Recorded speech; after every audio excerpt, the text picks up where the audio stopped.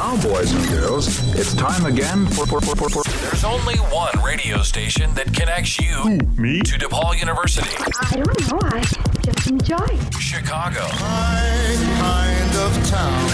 And the world. I guess it's just because you're different somehow. It's Radio DePaul. You hear me? Chicago's College Connection. Welcome, everybody, to the show. This is Movie Swap here on Radio DePaul, Chicago's College Connection. I'm Garrett Neal, one of your hosts. I am the current production director here at Radio DePaul. I have a bachelor's degree in media and cinema studies with a minor in theater studies, which we can't forget about. And then I'm currently working on a master's degree in digital communication and media arts. And I also put in a solid 3 years at my local Regal Cinema, which may or may not be dead soon. So prayers up for for Regal Cinemas. So that's me. And now let's hear from from my co-host. Hi, you guys. You can laugh, Mary. It's okay. Sorry. Hi, guys. My name's Mary Gay. I am Garrett's friend from high school. I do not go to DePaul. I do not have any fancy I have the fancy titles related to this, but I love watching movies. I love talking about movies, and I love reading through the IMDb page after watching those movies. So that's why I'm here. Which is really just as good as a college education. Absolutely. You know? Also, yes, rip movie theaters and going to see movies. R.I.P.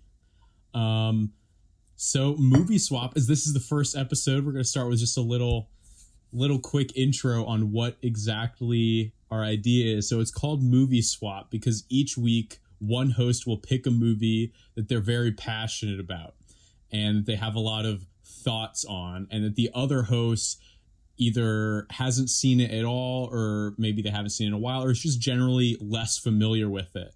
And so we're both going to watch it, and then we're going to come back in the next episode, and the passion is going to go against the kind of first impressions or the uneducated, and they're going to learn all about the importance of whatever film we may be watching that week. And so I ended up with the first film that we're going to start with in our inaugural episode, which is one of my favorite films of all time, which is Prince of Egypt. Which came out in 1996. It's from 1998, excuse me. Is originally from DreamWorks. Is directed by Brenda Chapman, Steve Hickner, and Simon Wells, starring the voice talents of many, many famous people, which I'm sure will be mentioned as we go through this thing. But yeah, it's one of my favorite films, and even rewatching it this time, I feel like I still notice things that I didn't notice before, and I'm very, very excited to go into this in minute detail throughout the show. And this was a perfect one. What were some of your? Oh yeah, and this was a perfect one to start on because I have never seen this movie before, so this was my first time watching it. What are your general first impressions? I really enjoyed it. I thought the animation was beautiful. I thought they did a really good job of not shying away from some of the more violent and heart-wrenching parts of this story, because obviously it's a biblical story, and so there are some less... It wasn't made into like a froofy children's book, like I feel children's movie, like I feel a lot of times... that happens when people are making a biblical story into something for children. They tend to shy away from the darker parts of that. Yeah. So, as was alluded to there, probably should have said this first, but kind of the quick log line for the Prince of Egypt is Egyptian Prince Moses learns of his identity as a Hebrew and his destiny to become the chosen deliverer of his people.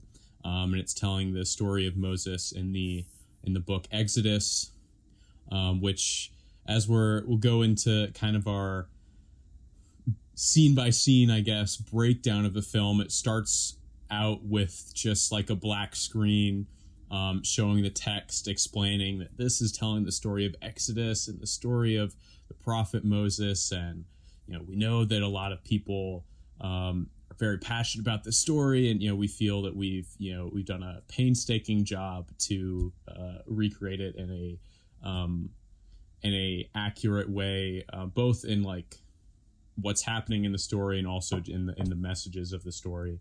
I myself have not read the story, the original story, and so this is really, I'm just going purely off of the movie myself.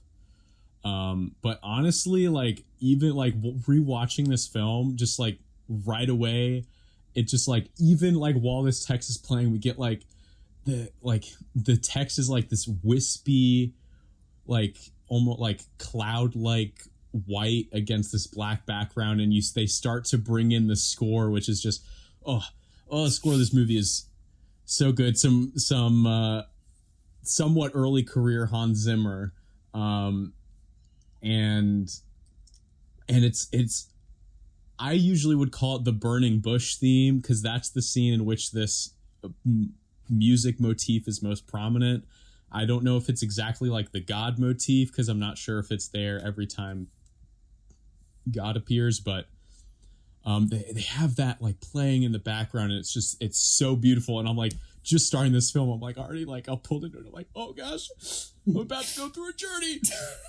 And then you go through these clouds. The clouds clear, just like bam, and we're into the first song, and it's like there's a whip crack, and we're into the first musical number, because this is a musical. The first number is Deliver Us, music written by Steven Schwartz, who of course would go on to write Wicked, which some of you may have heard really? of. Yeah. Yep. Because I recognize Hans Zimmer's name because he's done a lot of classics that both of us love. And I did not realize that was the guy who wrote Wicked, though, who wrote the soundtrack, the songs in this movie. Awesome. Yep.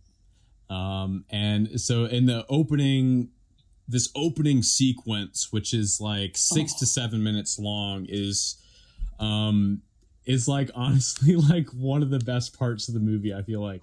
Yeah. And it's so beautiful, and it's like in general the whole thing is like showing the slaughtering of the Hebrew children by the Egyptian soldiers, and Moses's mother Yocheved trying to save Moses. I think the first thing that I notice is that I think it really sets up well like this scale of all these things that the Egyptians are making the Hebrews build. I mean, like there's so much, and and you just see like these rows and rows and rows of the Hebrew slaves just like carrying huge like sacks of sand and I'm sure some other stuff, and then stomping in the mud. Yeah, and then you see like, wow, there's like 20 people, and they're like, what are they building? And then it'll zoom out like 10 times, and like here's like 3 giant statues, and then behind that is like 50 more. It's like, and I'm like, it like the sense of scale was amazing to me. Like that like is something that I had totally forgotten about, and then you go to you cut to the village, and they do a really interesting job of it's they said in the commentary it was like intentionally not super clear what exactly was happening in terms of the killing of the children, which is both in terms of like, again, this is a PG film, but also because there's like another scene later where they're a little bit more explicit. The big reveal to Moses kind of is also the big reveal to the audience watching it. And so we see a lot of these Egyptian soldiers with these like curved blades walking into houses. And of course, Yocheved carrying the baby Moses with Aaron and Miriam, the two siblings, like running. And so clearly we know something bad is happening. And we also got to give a big shout out to Ofra Haza, who does the singing voice for Yocheved, which is just absolutely beautiful. And one of my favorite shots in the whole movie is after Yocheved puts Moses in this basket, is like she puts him in the river and is singing him this lullaby, which is very important because the lullaby comes back. Yeah. And as she's singing it, like we get like a close up of her face, and she's got like her like red like headdress is like flowing in the wind, and then she just gets like the one like Oscar tear like going down her cheek, and I'm like, oh, it's so good. Oh, that's it's so beautiful.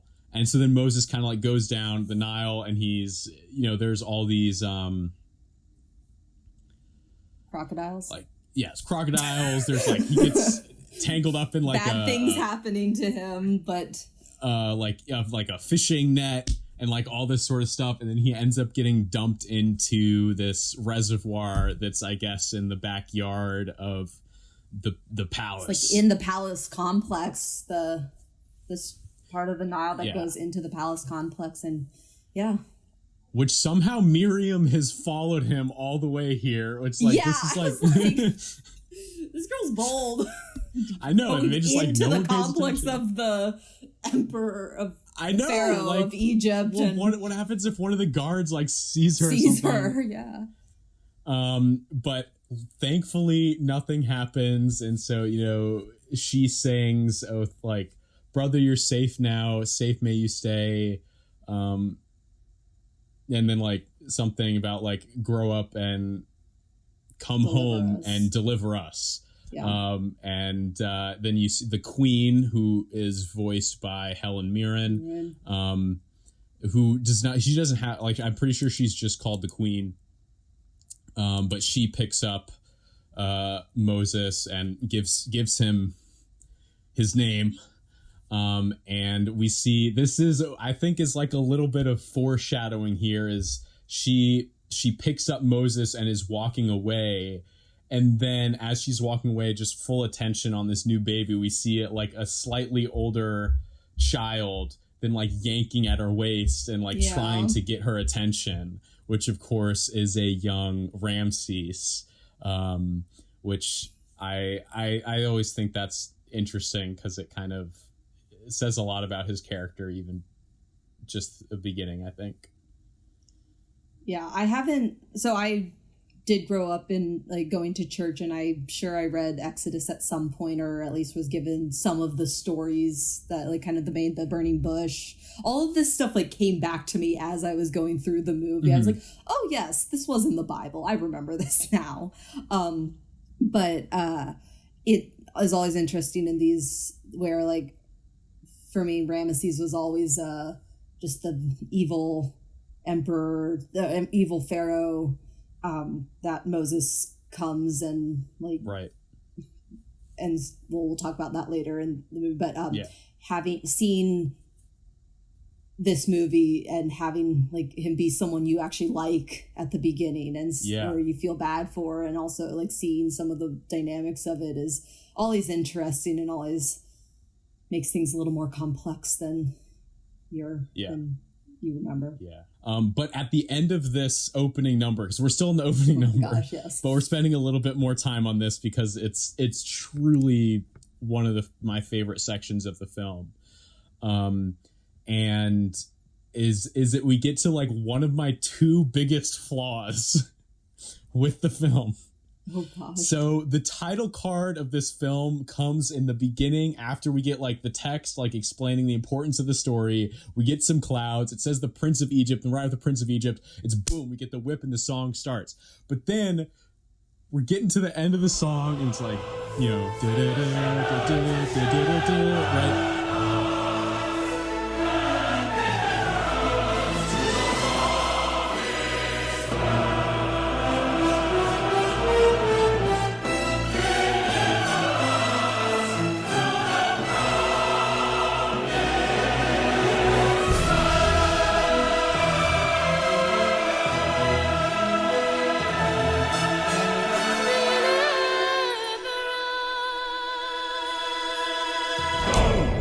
Right there, and it cuts to black, and they should have put the title right there. Ooh, it should have been a Lion King moment. Like, we're talking Circle of Life, it's the Circle of Life, and boom, the song ends. It's like, boom, Lion King. You're like, yes, this movie rocks. I'm here for it. And that's what they should have done. And that's when right there. You see him become the Prince of Egypt, because he becomes, that's right, the moment the he becomes after the prince. that is they cut to, is he's grown up. It's, adult Moses and Ramses, and now it's cuts from this serious, super serious thing to like this, they're on this frivolous chariot chase like through the town. And man, it really every time I watch the movie, I'm like, that's where the title should go. Anyway. So after that, they go and they go through this chariot race, and they're going through the city. There's a couple of good one-liners here. Oh, absolutely. Got to have the one-liners there. That I was like, yes, wait, this is a children's DreamWorks movie. There it is. Right. Wait. Oh, I always love the one where like Moses is like on the low ground and like Ramses is up on some hill, and Ramses says, "Oh, Moses, admit it, you've always looked up to me." And Moses like looks up, and you see like the wind flapping, and you can see like Ramses's butt for like half a second. He's like, "Oh, but it's not much of a view." I laughed. I was like, yes, sibling love. Yeah. But like they're just like wrecking the town as they blaze through it.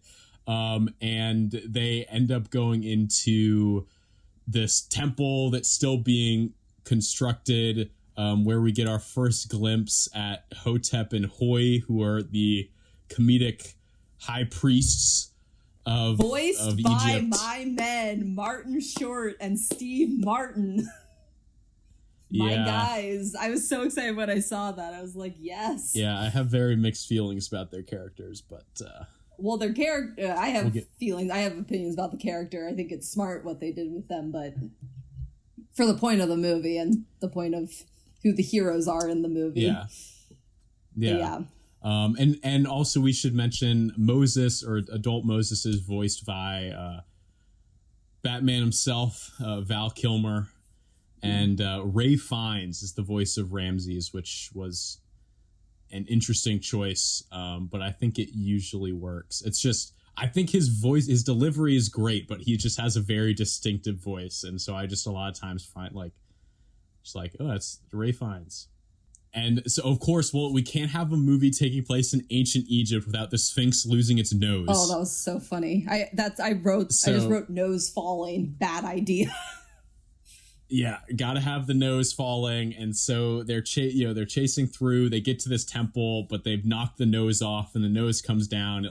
There was this wall in the temple that was holding up some sand that they'd cleared, and the wall breaks, and it floods the temple, and knocks over Hotep and Hoi, and it's like, you think we'll get in trouble with this? For this? No way! And then of course, cut to boom, the Pharaoh, who is voiced by Sir Patrick Stewart. Seti is the name of the dad. And of course, they are in trouble, and he's putting all the blame on Ramses because Ramses will take over the throne of Pharaoh. And I think the most notable part of this scene is when Ramses says something along the lines of, "Oh, well, one destroyed temple is not going to destroy centuries of ancient tradition. One damaged temple does not destroy centuries of tradition." And then Seti says, "But one weak link can break the chain of a mighty dynasty." And that line essentially sets up almost the entirety of Ramses's character. And his drive and the choices he makes later on in the movie when things are not looking good. Yes. And after that, we go to a I don't really know where it is, but it's this room that becomes kind of the place where Ramses goes when he needs to think, and it kind of feels like this room where Ramses and Moses talk a lot, and Ramses is literally sitting in the lap of his father, and it's this statue of Seti that he's sitting in. And Moses comes in and he's whistling the lullaby that his mother sang to him when he was leaving. This is why I talk to you about movies, because I don't catch any of this stuff. Well, I've seen this movie a lot. He's whistling something. Oh, he's being all cocky and himself. I was like, that's cute. And then I was like, oh, yes, but big statue. That makes sense. Of course, there's more meaning to it. They're foreshadowing this because that was one of my main questions. Like the first time I watched this movie is when like the when the lullaby comes up later. I'm like, how would he remember that? She's saying it to him when he was like a baby, but then like they do show that he in fact he does have a memory of it. Brilliant. And like this scene is really just there. It just kind of sets up that they have this room where they talk about it, and Moses just consoles Ramses after he's been yelled at a lot. And then we get to the ceremony scene, I guess, where Ramses is, as a punishment of destroying the temple, is being given the title of chief architect or something, because Seti wants him to be able to show that he has he can take on this responsibility. And well, remember, it's because Moses says you just need to give him a chance. You just need to give him like a chance to prove himself, which at the time seems like brotherly love, and I think is genuine on Moses's part, but ends up leading to more things. Yeah. And so Moses gets this great new promotion, and he gives Ramses does, and he also gives a promotion to Moses, and then gives Moses a gift, which is a woman, the Midian girl. Oh, this girl. And, okay, we get to meet Zipporah. I'm cutting in here. All I can say is I took notes during this movie because I knew I'd forget everything, which I did anyways. My one note that I really like just says, yes. And that was in reference to this girl not taking any of this nonsense from these men and fighting her way out until she got sent to his room, and then literally just sneaks out of the castle of the temple or whatever it is. Yeah, I love, one of the things, I mean, Zipporah is great. Yes. And one of the things that I love is when she gets sent to Moses's room, and then Moses goes up there, and you just see like the figure, this shape in his bed, this figure that we're clearly supposed to think is Zipporah. But it's what not. I appreciate. And that's the thing, is like, we know that it's not, because if it was her, they would have shown her to us already. And so I appreciate that they don't have Moses go on like this really awkward monologue where he's like apologizing or something. Oh my God. Which like, we just like don't need that. And so he like just goes up and just goes, well, and then like opens the door, and of course it's like his house servant or something. And he's like, huh? And she tied up the dogs too. I know. I was like, okay. At least they're okay. Oh my gosh. And just her, like, she just took a whole ass camel and like snuck out of there at night. And okay, like you do but it. Then they set up that he is good, and he did not really agree with the whole sex slave part of that, and to call it as it is. But there's two moments here where we show that like Moses kind of has a good heart. One is when like he kind of like Zipporah is trying to get away in the, like, when they're in the celebration scene, and he's holding onto the rope that she's tied up with, and he lets the rope go, which causes her to fall into this puddle. And then he turns around and we see the queen, who just like puts her head in her hand and gives him this look of disappointment, and or gives Moses this look of disappointment. And we see in Moses's face that he's like, okay, like I need to tone this. This is not a good thing to be doing. Yeah. And then as Zipporah is running away, there's a moment where she's like right about to leave, and there are these two guards who are about to like walk into her, and then Moses comes up and distracts the guards, which then allows her to escape. And Moses goes running through the town after her, and he runs into Sandra Bullock and Jeff Goldblum. What was Jeff Goldblum? Oh my gosh. Yeah. And who voiced the adult Miriam and Aaron. Mm-hmm. And this is where like Moses just like runs into Miriam, who's like out, doing like getting water from a well or something, and she's like, oh my gosh, you've returned to deliver us. This was a hard scene to watch, honestly. Like, it was kind of funny, like, but literally like looking over her, like can't even, and it's like, oh my, like it's weird. Like they like then like Jeff Goldblum's like, no, like she doesn't know who, like she's just a little weary from the long day's work, not that it was too much. No. Actually, she quite enjoyed it. And it's like, oh, geez. Yeah. And Moses is like you're gonna be punished for touching me like this and talking to me like this, and he starts to walk away. And as he's walking away, she's like down on her knees and she sings the lullaby, and it mirrors the shot from earlier where her hair is blowing in the wind and she gets the Oscar tear down her cheek, and it mirrors the shot of the mother from earlier in the film. And then Moses like pauses, like, wait a minute, like that's what this tune is from, like how do you know? And this is when the identity crisis starts, and he because Miriam tells him that he is their brother and that his mother gave him up as a child. And this is when it raises the question for me. I am sorry if this is insensitive, but does he not realize that he is not Egyptian? That he looks just like all of the Hebrews. Like, he has a wig on and he knows it's a wig, because there's a scene where Ramesses like turns it and his hair is curly and like light brown. And like, I get not necessarily like he could be from somewhere else, but does he just not know he's adopted?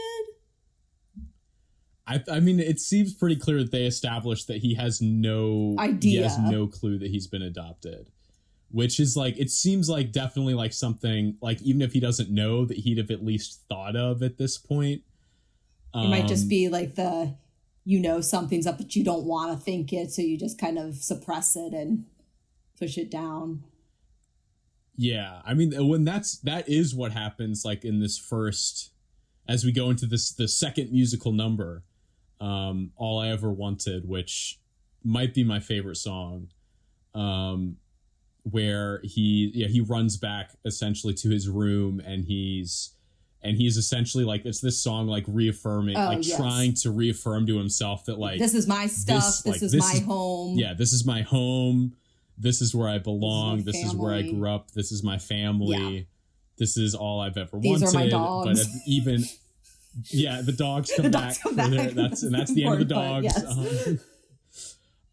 There was actually, in the director's commentary, they mentioned that like there was like when they were first doing this film, it was going to be a much more traditional kind of animated family film, and the dogs were going to be like Moses's animal sidekicks. But obviously they got cut down, and they show up in 2 scenes for like a second each. As much as I love dogs, it's probably for the best. Yeah, in terms of keeping this movie the, I think, perfect amount of seriousness that it has. Yeah.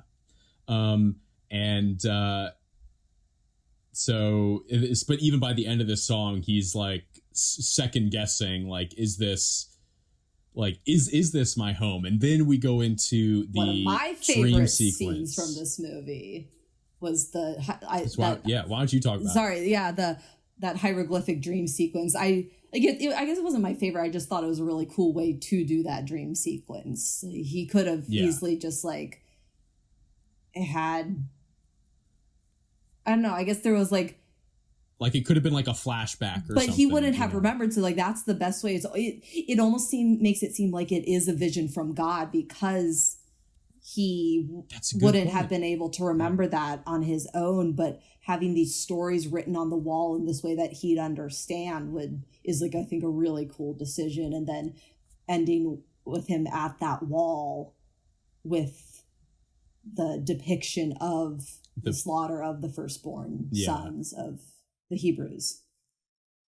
Wish you could bring Radio DePaul with you everywhere you go? Well, now you can with the Radio DePaul mobile app. Download this easy-to-use, free app from the App Store or Google Play to listen live. With the portability of a phone and the simplicity of pushing buttons, Radio DePaul satisfies all your audio needs straight from your pocket. From the main station to sports, news, and podcasts, your entertainment options are endless. Download now and try not to break your phone in excitement. This message brought to you by Radio DePaul, Chicago's college connection.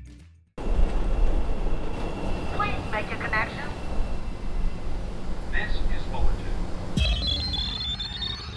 The stop for Radio DePaul, your Chicago college connection. Welcome back, everybody. My name is Garrett Neal, and I'm with my co-host, Mary Gay. You are listening to Radio DePaul, Chicago's college connection, and this is Movie Swap, where Mary and I are continuing our discussion on The Prince of Egypt. Seti comes up and says, he's like, don't worry, it's, the Hebrews grew too numerous and sacrifices have to be made. And Moses just like, but how could you do this? For the greater good. Don't worry. They were only slaves.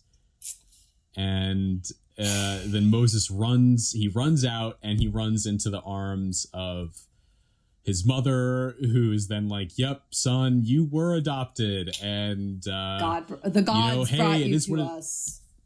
Yeah. And, and we didn't question it, and you shouldn't either. And it's like the next day he's still kind of wandering around aimlessly, and Ramses is like talking to Hotep and Hui about his grand vision for all this stuff that he's going to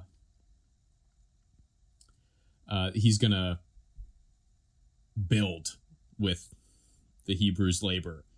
And Moses is just like walking through this, and it in a lot of ways mirrors some of the imagery from the opening scene, and Moses is just paying hyper attention to like how old some of these people are, and like how like malnourished they are, and how horribly they're being treated. He's looking into their eyes. He is making eye contact with them, and he is seeing exactly how they feel about him. And Ramses, runs up to him and says, Moses, I got all these ideas. We're going to build all this stuff. He puts his arm around him, and then Moses hears some yelling behind him, and this old man has fallen down, collapsed under the pressures of this work, and this guard is yelling at him to get up, and Miriam and Aaron's there, and Miriam is trying to get the guard to stop, and Moses hears this, and he runs up to try and stop the guard, who are high up on this ledge, and in trying to stop the guard, pushes the guard over the edge and kills the guard. Yes. Which is it's like, to me, the first time I saw this, not knowing the story at all, this was very unexpected to me. I didn't remember. This is not a part they taught us in 5th grade Sunday school. Especially like a lot of family animated films, like even when it gets to the end, like the big bad person will disappear off into the sun, or they're like blow away, or like the forces of nature will kill them, and it's never done by the hand of the main character, because they could never do that. And like here, it's just like broad broad daylight. Like, it was an accident, but the main character has killed somebody. So at this point, the next thing that happens is he runs away because everyone's like, Ramses is yelling at him and like trying to figure out what happened, and he runs out into the desert. And I just kept thinking, I was like, this to me that mirrored Lion King again. Like, what happens though in this case, he actually did kill the guy, not just thought he killed the guy because of an abusive uncle, but it just,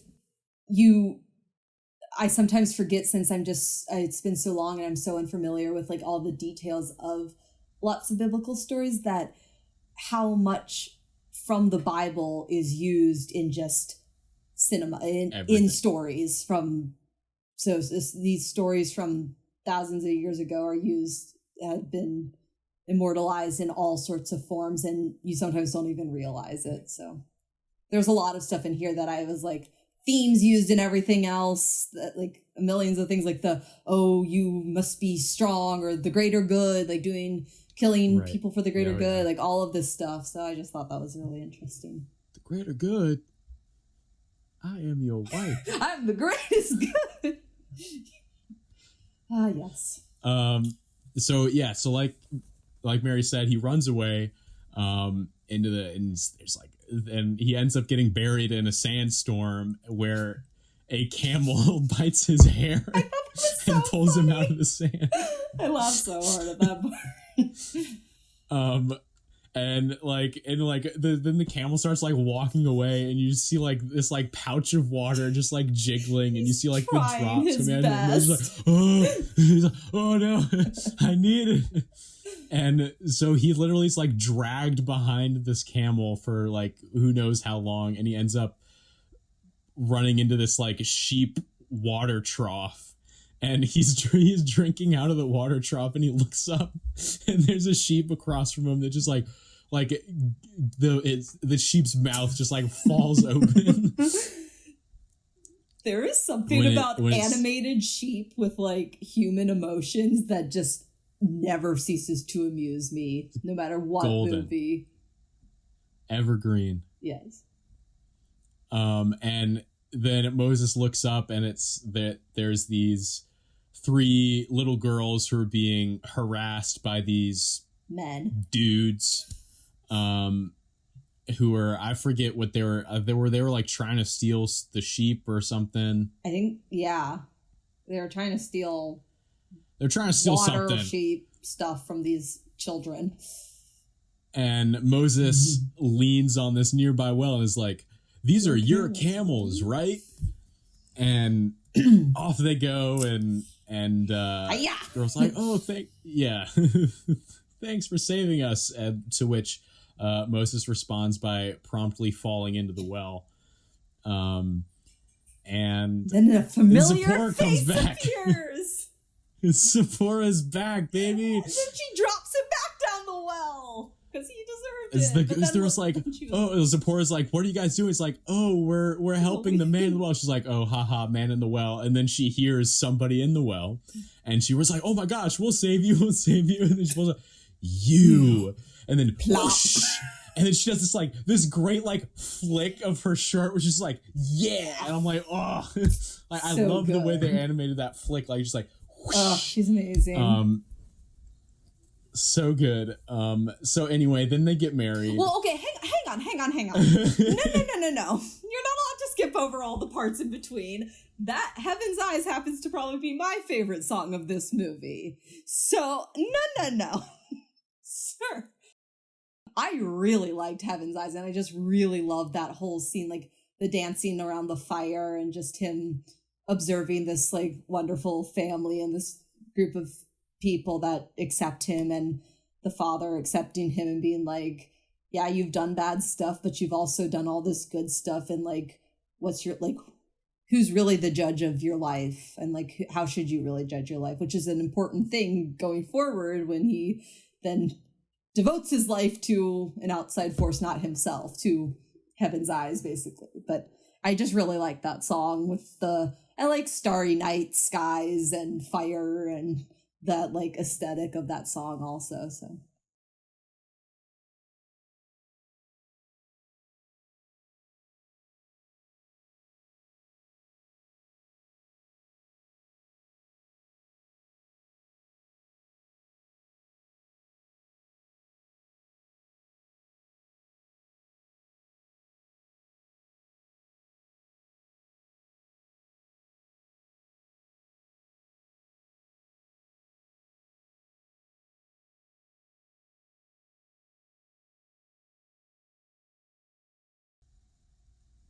yeah, it's a great song. As we're in Midian, and it's the whole song is kind of a montage of Moses's time there, which is, I mean, years. It seems like past during this song, and Zipporah and Moses, of course, end up getting married, and Moses becomes a shepherd. Great times. More sheep. More fun sheep. We love the sheep. And then we get to after the song, one fateful morning, the sheep with the bell, which we've seen a few times during this song, wanders up and is like, oh, too early in the morning for this. For this. Well, the stray sheep is also a very common motif in biblical stories, both from the Old and New Testament. It's very, very biblical. And so then he finds the sheep in this cave where we get to the burning bush scene, which is is beautiful. I would say, where this is the first time we hear the voice of God, which is primarily also voiced by Val Kilmer, which was an interesting choice. It's like Val Kilmer, and it's mixed up with a handful of other voices, but I think Val Kilmer's voice is still far and away the most prominent. And this is when Moses gets his mission, and as I say in the beginning, like the music in this scene just like almost brings me to tears every time I listen to it. It really sets the tone. This is a holy place, and it's just like it's like still and calm, but it's not. And it's just like this juxtaposition of like it's calm but it's not, and it's like it's peaceful but it's also kind of scary, and it's like, oh, and it's just like it hits that it hits it where it's just like it feels spiritual, and there's no other way to describe it, and it's like it's perfect. And there's this great like moment in the scene where like Moses is like receiving this mission, and like God's like, take the staff in your hand, Moses. With it, you shall do my wonders. Raising Moses above the ground, but also Moses actually hasn't left the ground the whole time, and he's floating, but it's not, and it's like, oh, so beautiful. And so he goes back to Egypt, and Ramses is like, oh wow, welcome back, Moses, and Moses is like, wait, like I need to, like, things are different, and I've come here to free the Hebrew people. And Ramses is kind of humoring him. He's not really taking him seriously, and so Moses takes his staff. He's gonna show God's power, and he plants it on the ground, and it slowly turns into the snake. And then Ramses says, okay, now that you've had your fun, Hotep Hui, show them what our gods can do. Gods can do, yeah.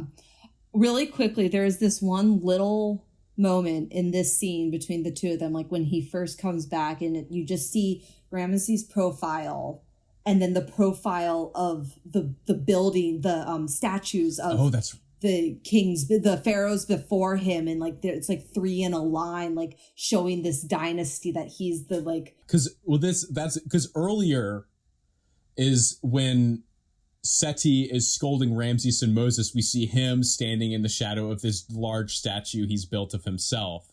And then now Ramses has built an even larger statue of himself right next to the other statue, and then he's standing in that shadow. And this is also where we have my least favorite song, the one skip on the soundtrack for me, which is Playing with the Big Boys.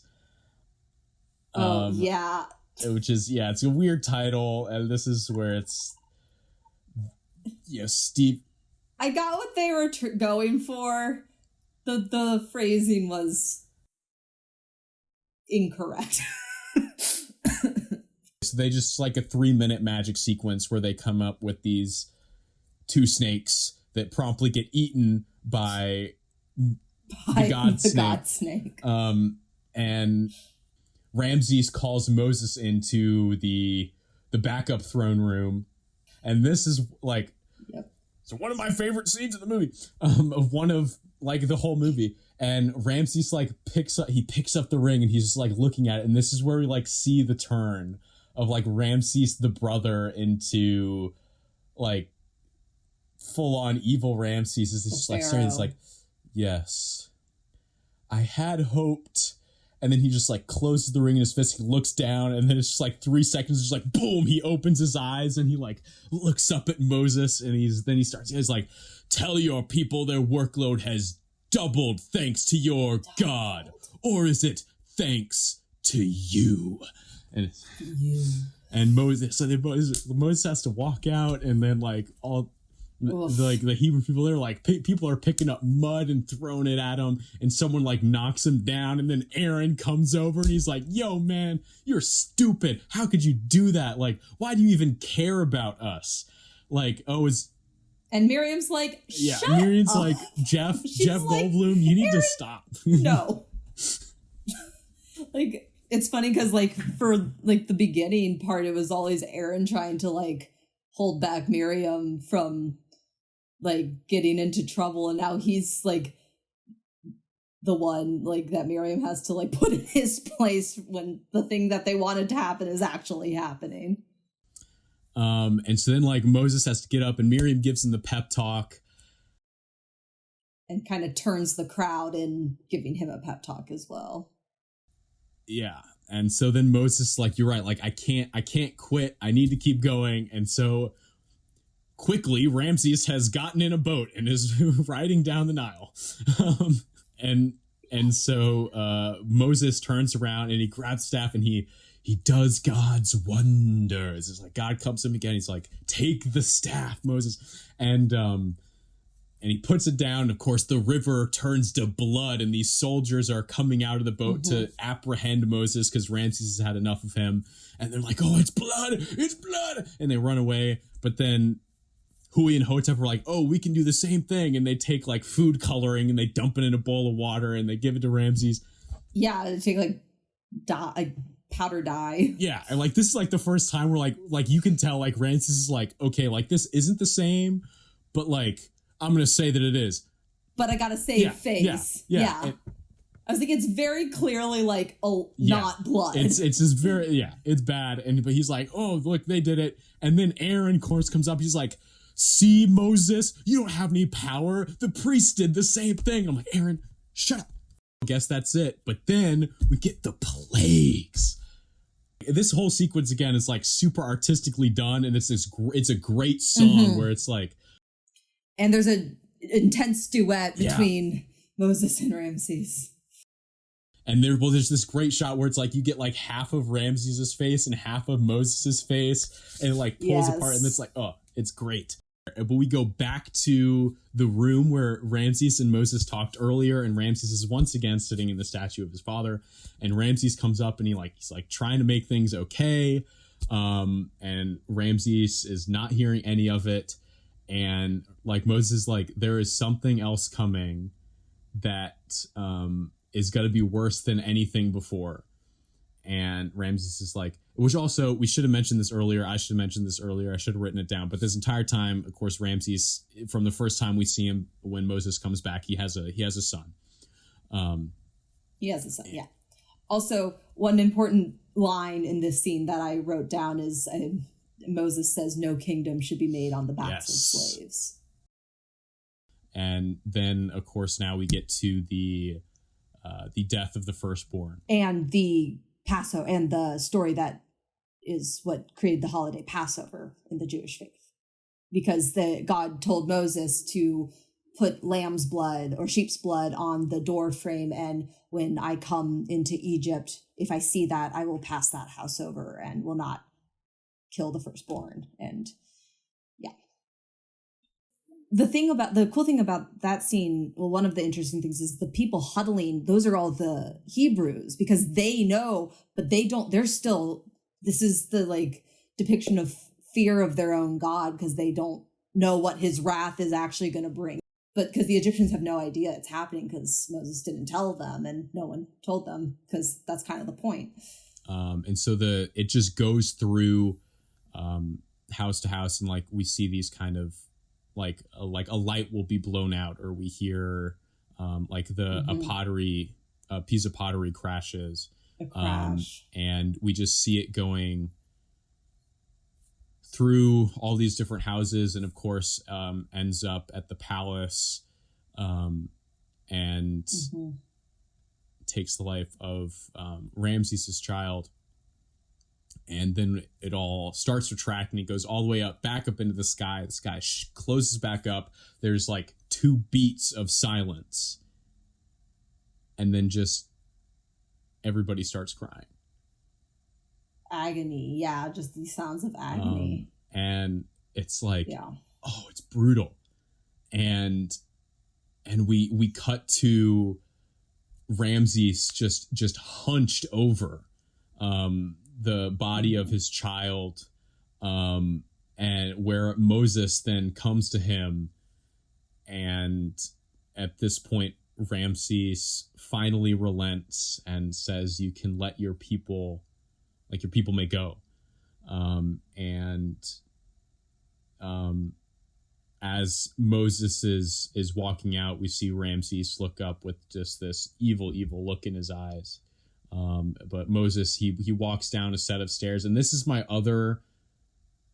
second biggest problem with the film, or one thing I would change, is that Moses here breaks down in tears with the weight of everything that has happened. But they sit on it for like 2 seconds, and then the next thing you know, they're singing, "There can be miracles when you believe," and the Hebrews are like, we're walking out of Egypt, which is obvious, like that's like a very happy scene, and it's and so I wish they had lingered a little bit longer and really let that set in a little bit more. But that makes sense.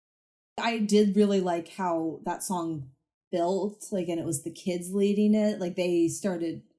It's not just them singing and marching out, but it's like, it's this like Miriam starts singing, then Zipporah comes in, and then like the song does build. We get like, then the really fun part of the song is when like the kids start singing. Yeah. And like running. Yeah.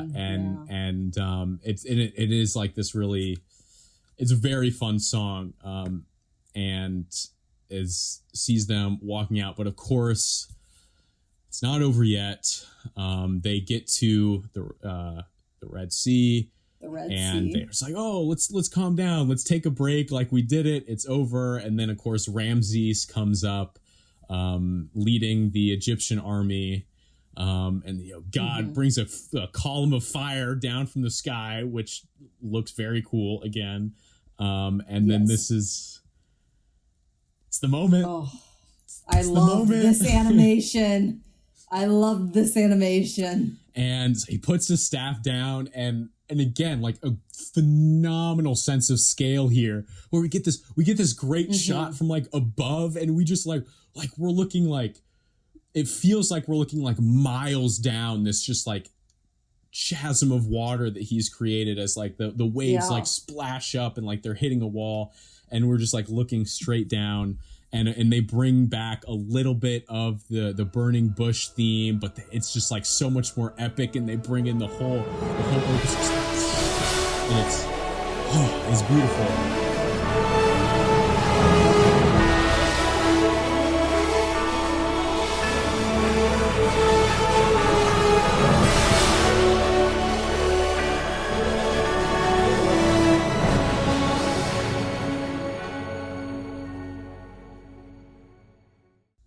And like again here, I really love that. Like they kind of weave this throughout the film, where it's the like people are scared of God. Like yeah, like everyone's just sitting there like what the heck just happened? But then who else but Aaron puts his hand on Moses' shoulder, and he's like, I trust you now. And he walks in first. And then like one of the coolest, like, here I go, one of the coolest shots in the movie is like, there's like a lightning flash or something. And there's just like a whale like swimming in the wall of water. The whale, oh my gosh, yeah, no, that's the one shot I was like, oh, this is so cool. I love this. And so then they walk through, and we're essentially at the end of the movie. You know, the Egyptian army eventually then chases the Hebrews through the sea, and they get out on the other side. The sea falls down. Ramses gets crushed by the waves, but doesn't die somehow. And he's just Moses. He's yelling across the water, and then they celebrating across the sea, and we get kind of a reprise of Deliver Us as Moses comes down from the mountain holding the 10 Commandments, and then that's the film.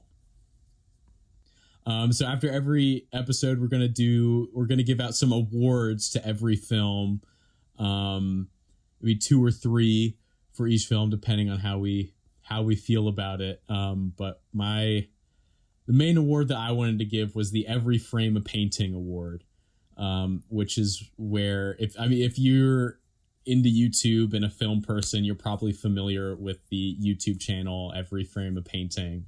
But I really think that this film is like the embodiment of that, where just almost every frame of this film is just absolutely stunning from a visual perspective, and that's one of the reasons why I like it so much. Well, mine's much less serious than that, because that's a good award. But I think the award I have to give is best animal sidekicks who aren't actually animal sidekicks. That's a good award. It's very true. The dogs, the camels, the sheep. Oh my god! My DVD. My DVD has like, of course, it's like expired like 20 years ago, but it has this coupon that like I can mail in and along with a check for like $2.50 and get a plushy Prince of Egypt branded camel. And oh my gosh, why didn't you do that? I've only owned this DVD for like 5 years, Mary. Like, oh yes. Okay, well, shall we announce next week's movie and wrap up? Yes, Mary, what are we doing next week? Next week is my choice of movie, which is Little Women, the 2019 version. All right. So stay tuned. Come back for next week, same time next week, Friday night, prime time. Ooh, we did get a prime time spot. Yeah. That's exciting. So I've been Garrett Neal, and you have been Mary Gay. And this has been Movie Swap. Thank you for joining us. Thanks, guys. Have a good night. Bye.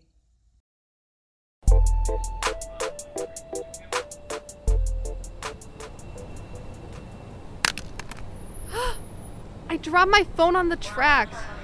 I better go get it. Stop. Stay off the tracks. The rails of the CTA have 600 volts of electricity moving through them, which is the same amount as a full-grown South American electric eel. That danger doesn't even include the 30-ton train moving upwards to 55 miles per hour, heading towards you like a bull on a mission. The situation will feel like you got hit by both thunder and lightning.